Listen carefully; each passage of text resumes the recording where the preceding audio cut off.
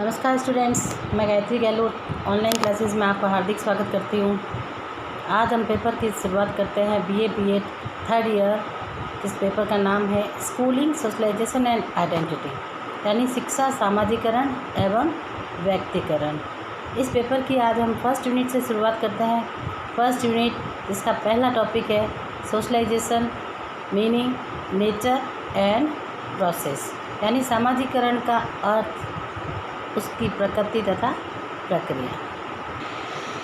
सामान्य शब्दों में अगर हम कहें तो दो या दो से अधिक व्यक्तियों के समूह को समाज कहते हैं, और इन दो या दो से अधिक जो व्यक्ति होते हैं उनके मध्य अंतःक्रिया होना, इंटरेक्शन होना बहुत ही आवश्यक है।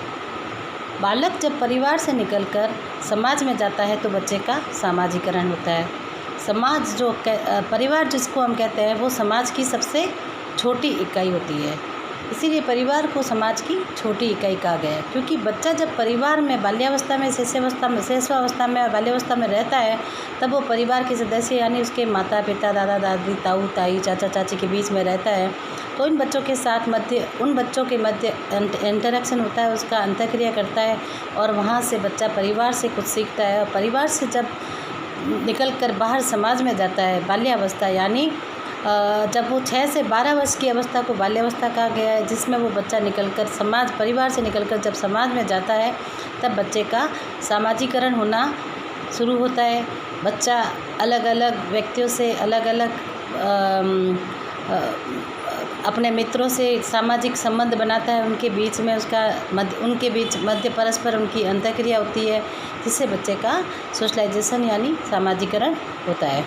मैकाइवर तथा पेज, ये जाने माने समाजशास्त्री है। उन्होंने अपनी पुस्तक सोसाइटी में समाज का अर्थ बताते हुए कहा है कि समाज सामाजिक संबंधों का जाल है।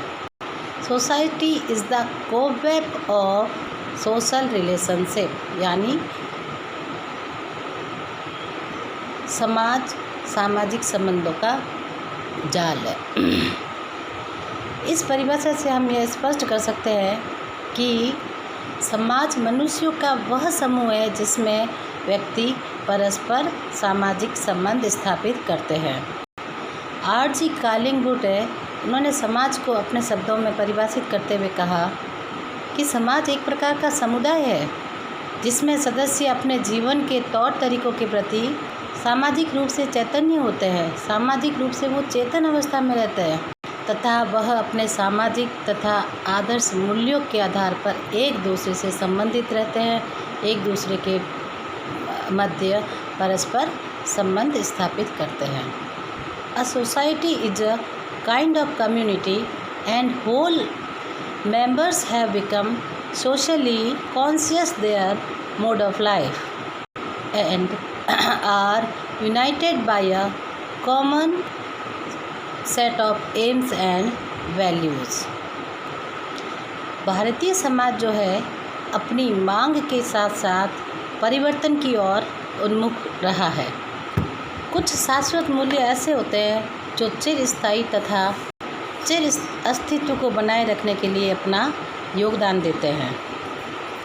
अर्थात भारतीय समाज की ये विशेषता है कि वह आदिकाल से प्रचलित मान्यताओं को माना हुआ आ रहा है, जो आदिकाल से प्रचलित है। अतः हम भारतीय लोग भारतीय समाज में जो पुरानी परंपरागत प्रथाएं प्रचलित है, उसकी विशेषताओं को लेकर साथ में चलते हैं। अब समाज का अर्थ समझने के बाद में मैं आपको बताऊंगी भारतीय समाज की प्रकृति, the nature of society, Indian society. Bharat के समाज की विशेषताओं को बताने पर भारतीय समाज की जो प्रकृति है, उसके अंदर मैं आपको भारतीय समाज की विशेषताओं के बारे में बताऊंगी, जिसकी प्रथम विशेषता है सामूहिक जीवन, यानी सोशल लाइफ।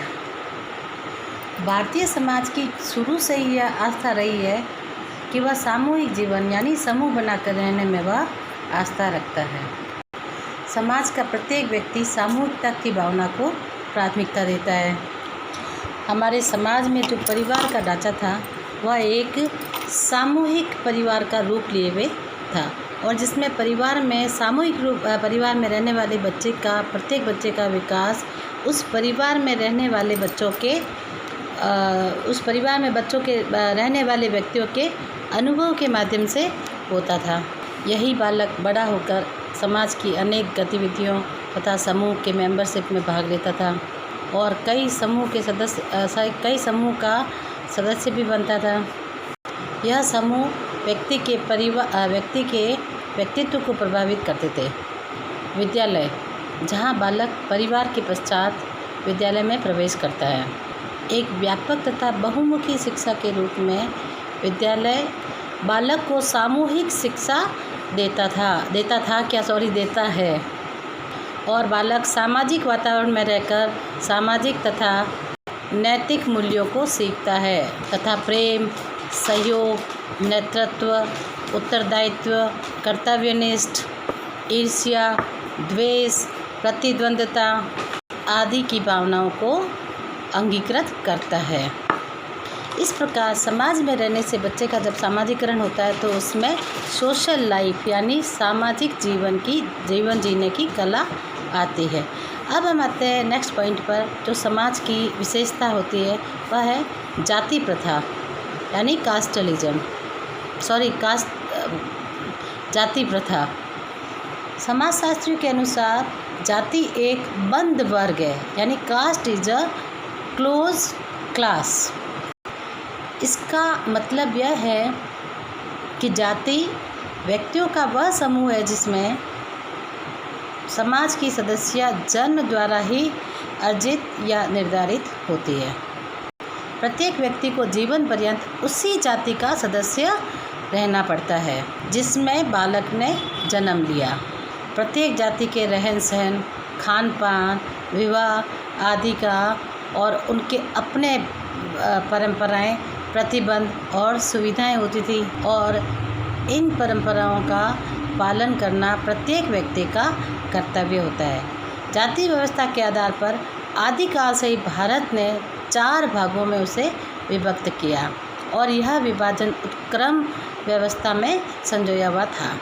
नंबर 1 ब्राह्मण, क्षत्रिय, वैश्य तथा शूद्र यानी इन 4 वर्गों में जाति को वर्गीकृत किया गया। इन जातियों के उद्गम स्थान तथा इनका जो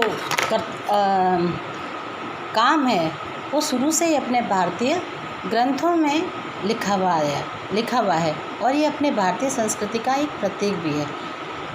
अब इन 4 वर्गों में जाति प्रथा को जो वर्गीकृत किया है, ब्राह्मण, क्षत्रिय, वैश्य तथा शूद्र। कहते हैं ब्रह्मा जी के मुख से जब व्यक्ति का जन्म हुआ तो उसको ब्राह्मण की श्रेणी में रखा गया जिसका काम है पूजा तथा पाठ करना, तथा जो ब्रह्मा जी की भुजाओं से जो जन्म लिया व्यक्ति ने वह है क्षत्रिय और क्षत्रिय का काम देश की रक्षा करना, युद्ध करना आदि यानी क्षत्रिय का काम।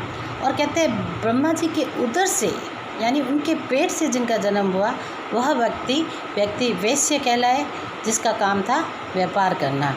और जो ब्रह्मा जी के पाँव से जिन व्यक्ति की उत्पत्ति हुई उनको शूद्र की श्रेणी में रखा गया। शूद्रों का काम सेवा करना। इस प्रकार ब्राह्मण की जो ये जाति के जो 4 वर्ग बताए, ब्राह्मण अपने पूजा पाठ करना, क्षत्रिय देश की सेवा करना, वैश्य व्यापार करना, शूद्र अन्य लोगों की सेवा करना। इस प्रकार जाति को 4 वर्गों में विभाजित किया गया। अब अपने भारत के समाज की तीसरी जो विशेषता है वह है व्यवसायी समूह। प्रारंभ में जब भारत में जो जाति प्रथा थी उस जाति में क्या है कि जाति के आधार पर व्यवसाय का चयन किया गया, तो प्रत्येक व्यक्ति का एक व्यवसाय निर्धारित कर दिया गया जो मैंने अभी आपको बताया। जैसे ब्राह्मण का काम पूजा पाठ करना, क्षत्रिय का काम देश की रक्षा करना, शूद्र का काम सेवा करना और वैश्य का काम उसको व्यापार करना। तो इन सब का व्यवसाय है जो भारतीय समाज को पहले से ही निर्धारित कर दिया गया।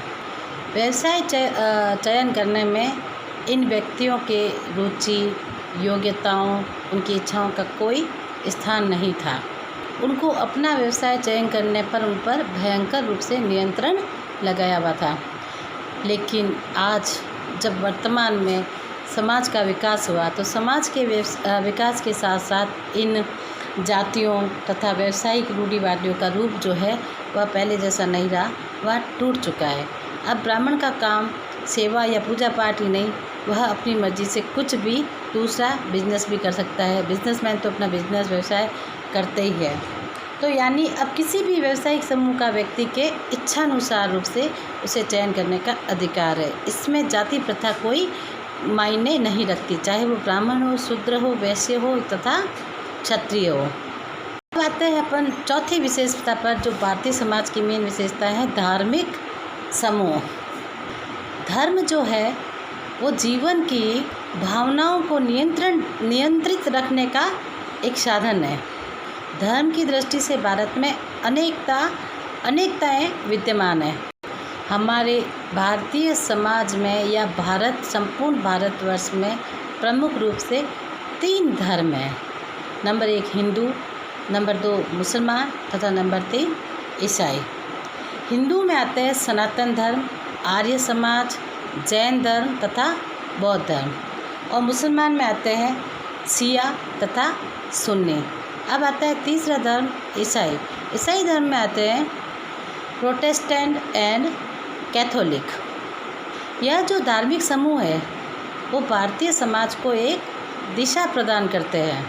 प्रत्येक धार्मिक समूह का यह कर्तव्य होता है कि वह अपने समूह के व्यक्तियों में प्रेम, भ्रातृत्व, सहयोग, सदाचार तथा ईमानदारी की भावना का विकास करे। उनमें हम की भावना का विकास करे, ना कि मैं की भावना। हम की भावना का विकास करे ताकि आगे चलकर वह इन्हीं भावनाओं का प्रदर्शन देश के लिए कर सके। परंतु धीरे धीरे इस व्यवस्था में कई परिवर्तन होने लगे। धर्म में अंधविश्वासों ने इतना महत्वपूर्ण स्थान ले लिया कि व्यक्ति की चिंतन और क्रियाएं उसकी बुद्धि तथा विवेक से निर्धारित न होकर उसकी भावनाओं से निर्धारित होने लगे, जिससे धार्मिक व्यवस्था का समाज की उन्नति तथा उसके विकास पर विपरीत प्रभाव पड़ने लगा। व्यक्ति धर्म के आधार पर इतना स्वार्थी हो गया कि वह अपने धर्म के आगे देश को तुच्छ समझने लगा। देश में धर्म की दुहाई के नाम पर विपरीत दंगे होने लगे और विरोध की भावनाएं पनपने लगी। अब अपन नेक्स्ट पढ़ेंगे भारतीय समाज की विशेषता, जिसमें आता है 5वां पॉइंट, सामाजिक वर्ग यानी सोशल क्लासेस। प्रमुख समाजशास्त्रियों ने वर्ग को परिभाषित करते हुए कहा कि वर्ग एक मुक्त समाज है। Class is an open ended society. इसका अभिप्राय यह है कि वर्ग की सदस्यता के ऊपर कोई प्रतिबंध नहीं होता और प्रत्येक व्यक्ति है जो अपने इच्छानुसार किसी भी वर्ग का वह सदस्य बन सकता है। ओपी कॉक्स है, उन्होंने वर्ग को 5 श्रेणियों में विभाजित किया है। वो 5 श्रेणियाँ हैं। नंबर 1 उच्चतम श्रेणी, नंबर 2 उच्चतम मध्यम श्रेणी, नंबर 3 मिडिल क्लास यानी मध्यम श्रेणी, नंबर 4 लोअर मिडल यानी निम्नतम मध्यम श्रेणी, और नंबर 5 लोअर श्रेणी जो बीपीएल कहते हैं अपन, यानी निम्न श्रेणी। इस प्रकार हमने समाज, उसका अर्थ तथा उसकी विशेषताओं के बारे में अभी पढ़ा। अब हम आते हैं समाजीकरण पर यानी सोशलाइजेशन। सोशलाइजेशन क्या होता है इसके बारे में मैं अभी आपको बताऊंगी कि मानव शिशु जन्म के पश्चात समाज के जो रीति रिवाजों, परंपराओं, उसके मूल्यों तथा संस्कृति के विभिन्न उपायों से अनभिज्ञ होता है। वह यह नहीं जानता कि किसके प्रति कैसा व्यवहार करना चाहिए, उससे क्या अपेक्षाएं रखनी चाहिए तथा समाज उस व्यक्ति से क्या अपेक्षाएं रखता है। शिशु कुछ शारीरिक क्षमताओं के साथ पैदा होता है। इन क्षमताओं के कारण वह बहुत कुछ सीख लेता है, समाज का क्रियाशील सदस्य बन जाता है तथा अनंत संस्कृति ग्रहण कर लेता है। यह सीखने की क्षमता जो है सामाजिक संपर्क से विकसित होती है। सामाजिक संपर्क के कारण समाज के रीति रिवाज, समाज के मूल्य, समाज के आदर्श, संस्कृति के विभिन्न तरीके तथा सामाजिक संपर्क के कारण समाज के गुणों को वह व्यक्ति सीखता है, सामाजिक प्राणी का दर्जा प्राप्त करता है। जैसे कि अरस्तु ने यह कहा है कि मनुष्य एक सामाजिक प्राणी है, तो समाज में रहकर ही वह अपने आवश्यकताओं की पूर्ति करता है। एक अकेला व्यक्ति जो है या अकेला एक बालक है ना समाज के अपने आवश्यकताओं की पूर्ति नहीं करता, वह समाज में रहकर सारे आवश्यकताओं की दैनिक आवश्यकताओं की पूर्ति करता है। इसीलिए मनुष्य को एक सामाजिक प्राणी कहा है अरस्तु ने। मनुष्य किस प्रकार एक सामाजिक प्राणी है? व्यक्ति किन परिस्थितियों के कारण सामाजिक प्राणी बन जाता है? ऐसा क्या प्राकृतिक रूप है कि व्यक्ति सामाजिक प्राणी बनता है? तो वह समाज के बाहर व्यक्ति का कोई अस्तित्व संभव नहीं है। यदि वह नहीं है तो साधन कौन से है जिसके कारण वह अनुकूल करेगा और अपनी आवश्यकताओं की पूर्ति करेगा? तो व्यक्ति यानी कुल मिलाकर सामाजिक प्राणी है। मनोवैज्ञानिक समाजशास्त्री यह स्वीकार करते हैं कि व्यक्ति तथा समाज के मध्य जो पारस्परिक संबंध होता है, इस कारण व्यक्ति सामाजिक प्राणी कहलाता है। सामाजिकरण की प्रक्रिया है द प्रोसेस ऑफ सोशलाइजेशन, वह व्यक्ति को सामाजिक प्राणी बनाता है। क्योंकि मनुष्य को संज्ञा प्रदान करने वाली प्रक्रिया कौन है? सामाजिकरण, सोशलाइजेशन। क्योंकि सामाजिकरण के कारण मनुष्य को पशु स्तर से ऊंचा उठाकर एक प्राणी यानी सामाजिक प्राणी बनने की संज्ञा कौन देता है? समाज यानी सामाजिकरण की जो प्रक्रिया है वह। सामाजिकरण का अर्थ हम ऐसे भी परिभाषित कर सकते हैं कि नवजात शिशु को सामाजिक व्यक्ति बनाने की जो प्रक्रिया है उसके दो पक्ष है। नंबर एक प्रथम जो है वह व्यावहारिक तथा दूसरा है सैद्धांतिक। व्यावहारिक दृष्टि से हम कह सकते हैं कि बच्चे की लालन पालन की जो प्रक्रिया है वह तथा लालन पालन से संबंधित जो भी समस्या का समाधान करना है वह समाज में रहकर ही होता है। नंबर दो है सैद्धांतिक। सैद्धांतिक में हम ये कह सकते हैं समाजीकरण में व्यक्ति की जो परस्पर एक दूसरे से अंतःक्रिया होती है, उस अंतःक्रिया से व्यक्ति की जैविक क्षमताओं, उसका अस्तित्व, उसकी क्षमताएं तथा व्यक्तित्व आदि की जो सामाजिक दृष्टि से अर्थपूर्ण व्यवहार का विकास होता है वह सैद्धांतिक दृष्टि से समाज में महत्वपूर्ण होता है। इस प्रकार व्यवहारिक तथा सैद्धांतिक दृष्टि से जिस प्रकार व्यक्ति के समाजीकरण की आवश्यकताएं होती है, सोशलाइजेशन होता है, वह व्यक्ति के लिए महत्वपूर्ण है। क्योंकि व्यक्ति के जो लालन पालन से लेकर जो उसकी समस्याओं के समाधान तक का है वह सामाजिकरण की प्रक्रिया से ही होता है, जो दो या दो से अधिक व्यक्तियों के बीच में जो अंतःक्रिया होता है इंटरेक्शन के माध्यम से होता है। अब हम प्रोफेसर ग्रीन की परिभाषा को आपके सामने रखेंगे। प्रोफेसर ग्रीन ने समाजीकरण को परिभाषित करते हुए कहा कि समाजीकरण वह प्रक्रिया है जिसके द्वारा बच्चे अपने सांस्कृतिक विशेषताओं, आत्म तथा व्यक्तित्व को प्राप्त करता है।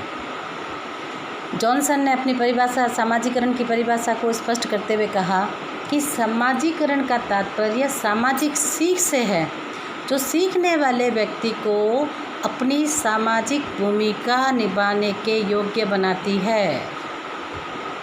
अब हम लेंगे तीसरी परिभाषा बोगार्ट्स ने कहा कि सामाजिक प्रक्रिया वह है जिसके द्वारा व्यक्ति अपने समूह के आदर्श तथा उसके नियमों के अनुसार व्यवहार करने की प्रक्रिया सिखाता है।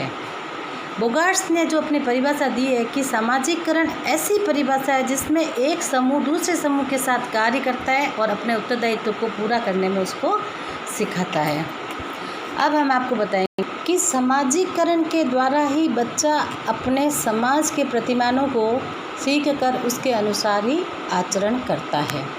अतः इन समस्त परिभाषाओं से यह स्पष्ट होता है कि सामाजिकरण सीखने की वह प्रक्रिया है जो जीवन पर्यंत चलती है।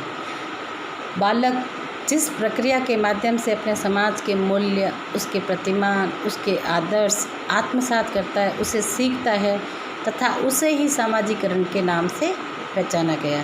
इस सीखने के आधार पर ही व्यक्ति के व्यक्तित्व का विकास होता है। अधिकांश मानवीय व्यवहार जो है सीखने के प्रक्रिया का ही परिणाम है। इस प्रकार हम कह सकते हैं कि एक व्यक्तित्व का अस्तित्व है जो समाज के द्वारा है, और समाज का अस्तित्व है वह व्यक्ति पर डिपेंड करता है।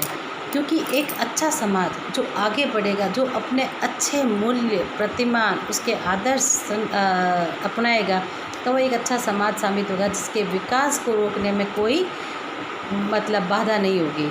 और जो परंपरागत रूढ़, और ये जो हमारा भारतीय समाज है तो एकदम उसका परिवर्तन हुआ, यानी विकास हुआ। पुरानी परंपरा तो वही है, लेकिन हम उन परंपराओं को रखते हुए, ध्यान में रखते हुए, उनको अपनाते हुए जो समाज का और भारत का विकास हुआ, जिससे सामाजिकीकरण की प्रक्रिया से जो देश में धर्म का भी विकास हुआ, सामाजिक समूहों का विकास हुआ, समाजों का विकास हुआ, भारत का विकास हुआ, वह सब इन्हीं के आधार पर, सामाजिकरण के आधार पर है। इस प्रकार हमने जाना कि जब बालक समाज से, परिवार से निकलकर समाज में जाता है, विद्यालय में प्रवेश करता है, तो विद्यालय के समूह द्वारा, समाज में रहने वाले व्यक्तियों के समूह द्वारा उसका सामाजिकरण होता है, सोशलाइजेशन होता है, उससे वह बच्चा बहुत कुछ सीखता है। अब इस सामाजिकरण की विशेषताएं क्या है, यानी द कैरेक्टरिस्टिक ऑफ सोशलाइजेशन, इसके बारे में हम पढ़ेंगे। सामाजिकरण की सबसे पहली विशेषताएं वह है लर्निंग प्रोसेस, यानी सीखने की प्रक्रिया। जैसा कि हमने बताया आपको कि सामाजिक सीख को सामाजिकरण कहते हैं, परंतु प्रत्येक प्रकार का जो सीखा हुआ व्यवहार है सामाजिकरण नहीं कहलाता, बल्कि सामाजिक प्रतिमानों, सामाजिक आदर्शों, सामाजिक मूल्यों द्वारा समाज की स्वीकृति का प्राप्त हो जाना ही सामाजिकरण कहलाता है।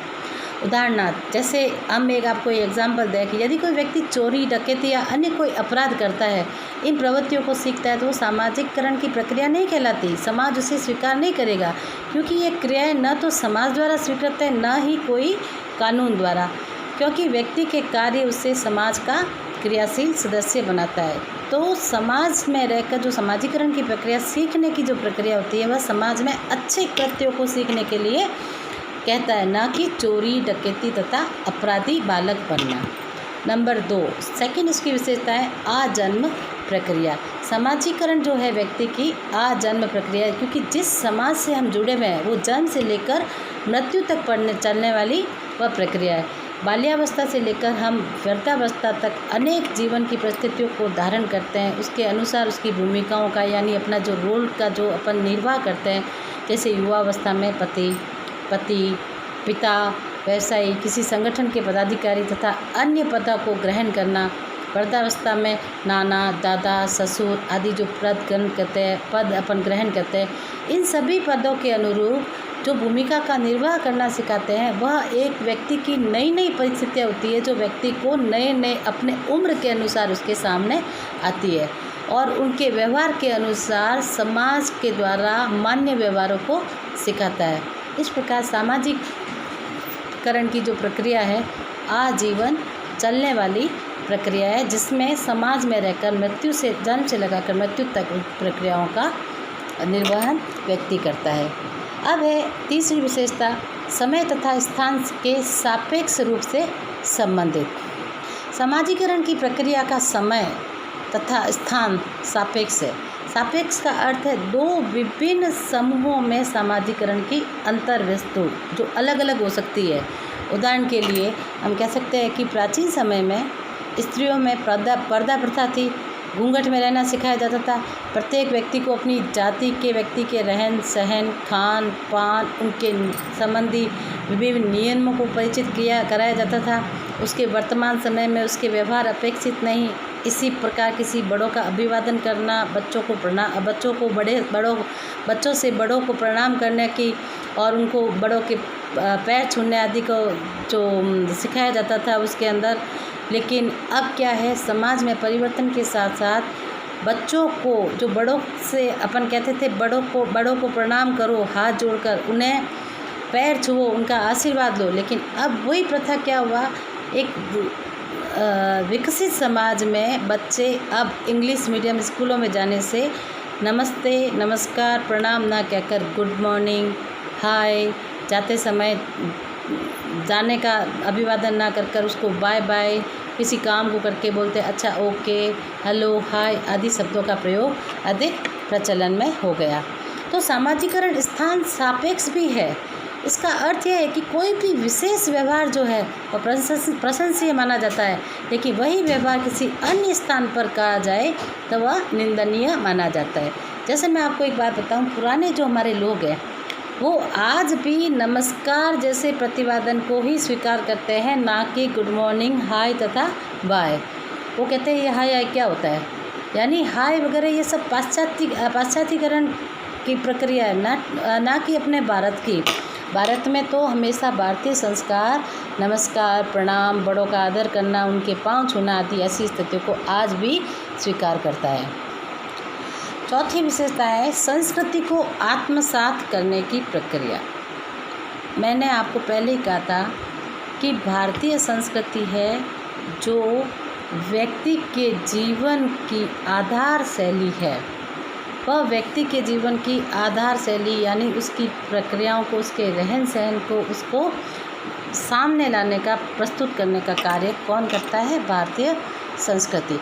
यानी हमारे जो भारत के जो सांस्कृतिक मूल्य है, उसके सामाजिक मानक है, जो समाज के स्वीकृत व्यवहारों को सिखाता है, तथा संस्कृति भौतिक तथा अभौतिक तत्वों को आत्मसात कराता है। धीरे धीरे संस्कृति क्या करती है?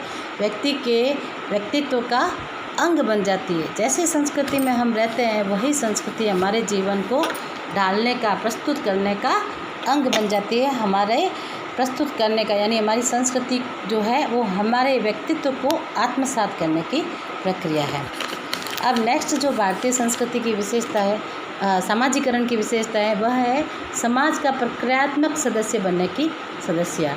इसमें हारा लोग कहते हैं कि समाजीकरण के अभाव में कोई भी मनुष्य जो है वह समाज का सामान्य सदस्य नहीं रह जाता, बल्कि समाज में रहकर वह व्यक्ति समाज का महत्वपूर्ण सदस्य रहता है। और नेक्स्ट जो विशेषता है, सेकंड लास्ट, वह है आत्मा का विकास। यानी समाजीकरण के द्वारा व्यक्ति के आत्मा का विकास होता है। व्यक्ति में अपने प्रति जागरूकता आती है तथा वह जानने लगता है कि दूसरे व्यक्ति उसके बारे में क्या सोचते हैं। और लास्ट है जो समाजीकरण की विशेषता है, वह है सांस्कृतिक हस्तांतरण यानी कल्चरल ट्रांसमिशन। समाजीकरण के द्वारा समूह तथा समाज अपने संस्कृति की नई पीढ़ी से, यानी एक पीढ़ी से उसे दूसरी पीढ़ी तक पहुंचाने का कार्य करता है। यानी धीरे धीरे जो नई पीढ़ी है वह पुरानी पीढ़ी की संस्कृति को ग्रहण करती है। उदाहरण के तौर पर मैं आपको बताती हूँ कि आज जब स्त्री घर के बाहर निकलकर पुरुषों के कंधे से कंधा मिलाकर कार्य कर रही है, ऑफिसों में, स्कूल में, विद्यालय में, कॉलेजों में, प्रोफेसर के पद पर, राजनेताओं के पद पर, प्रधानमंत्री कहो चाहे राष्ट्रपति के पद पर कहो, एक स्त्री जब वहाँ काम करने लगती है तो वो यह नहीं है कि नवीन भारतीय विकास के साथ साथ उसने अपनी पुरानी प्रथा को छोड़ा है। आज भी हम नए भारतीय विकास के साथ साथ पुरानी संस्कृति को साथ में लेकर चलते हैं। जैसे एक स्त्री बाहर ऑफिस में कार्य करती है तो ऑफिस के अनुसार ढलकर काम करेगी, और वही स्त्री जब घर में जाएगी तो वही अपने पुरानी परंपरा के अनुसार अपने सास ससुर के सामने अपना सर ढकना, या बड़े जो ससुर जी है उनके सामने अगर घूंघट की प्रथा है तो घूंघट निकाल कर का कार्य करेगी। तो मतलब उस समय जो अपने गांव की जो है वो पुरानी संस्कृति, उसकी चादर को हम, पुरानी संस्कृति की चादर को आज भी, मेरे कहने का मतलब है, ओढ़े हुए हैं। नई संस्कृति के आदेश से हम पुरानी संस्कृति को पूरी तरीके से त्याग नहीं सकते। इस प्रकार हम डेविस कहते हैं कि परिवर्तन करने की इस प्रक्रिया को बिना समाज अपनी निरंतरता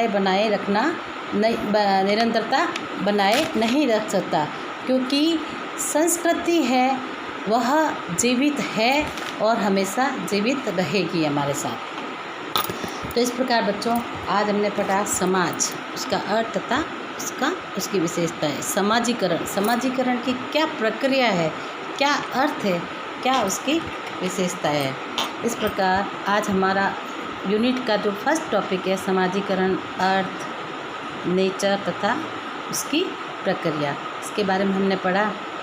मुझे पूर्ण विश्वास है कि आप इस वीडियो को सुनेंगे, अपने जीवन में उसको आत्मसात करने की कोशिश करेंगे, और उसे वीडियो पसंद आए आपको, और चाहे पसंद नहीं आए तो भी उसको लाइक तथा सब्सक्राइब करें, ताकि आगे आने वाले टॉपिक की जानकारी आपको प्राप्त हो सके और आप घर बैठे जो इस कोरोना काल में पढ़ाई की व्यवस्था जो बिगड़ी हुई है उसको आप घर बैठे उसका लाभ उठा सकें।